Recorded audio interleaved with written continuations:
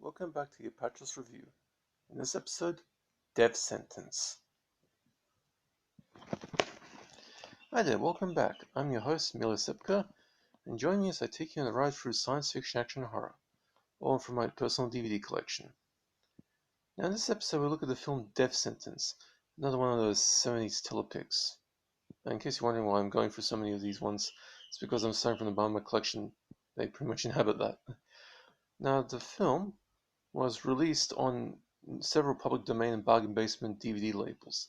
For this review, I've actually checked out two discs, the Flashback Entertainment single, which the cover you just saw, and the Payless Entertainment double feature DVD, which has Death Sentence paired up with another film, some Eric Estrada film called Jailbreaking. Not reviewing that. Anyway, as for the story, small-town drunkard John Healy has been put on trial for the murder of his unfaithful pregnant wife. As the prosecutor wastes little time effortlessly putting up a case against Healy with very little direct evidence and using the unreliable testimonies of Healy's mother-in-law and a nosy neighbor for his ends, one of the female jurors sitting on the case begins to suspect that Healy might be innocent and that her own husband, who has been acting suspiciously for the past few days, could very well be the real killer.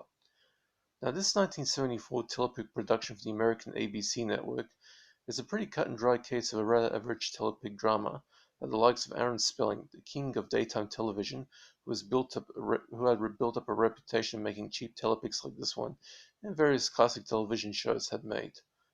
The film is based on a novel titled After the Trial and concerns the moral dilemma of a female juror sitting on a murder case who begins to realize that the defendant is actually innocent and that the murder victim, his unfaithful wife, has been killed by the juror's own hubby, who is determined to cover up his involvement by making it look like a town-drunk husband did the deed.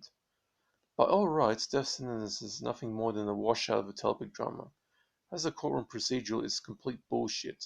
The only tools in the prosecutor's arsenal are the negative opinions of both the defendant's mother-in-law, who seems to be in denial that her daughter married him purely to keep her unborn child in wedlock, and a nosy neighbor who misinterpreted the argument the victim had with a killer to build up a case without any direct evidence.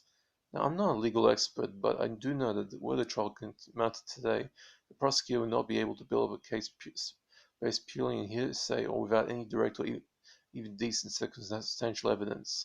This is a good film to watch with somebody who is a real lawyer so they can pick out the massive plot holes in the story. Despite that, the acting is reasonable for the era, or for Nick Nolte, an excellent actor who has been known to pick roles purely so he can get into the crux of these roles with a realism and conviction that is his trademark, seems to have having a real slowdown in the set.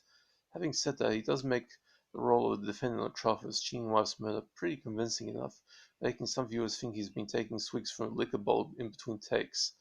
Director E. W. Swackhammer makes the whole show run over with the standards expected of your average 1970s daytime telepic, but the biggest mistake is not ending the film in a satisfactory fashion. The movie instead ends on the police responding to the heroine's distress call and her husband on the cusp of being arrested, without showing the result of that scene or even seeing whether Nolte actually beat his murder rap.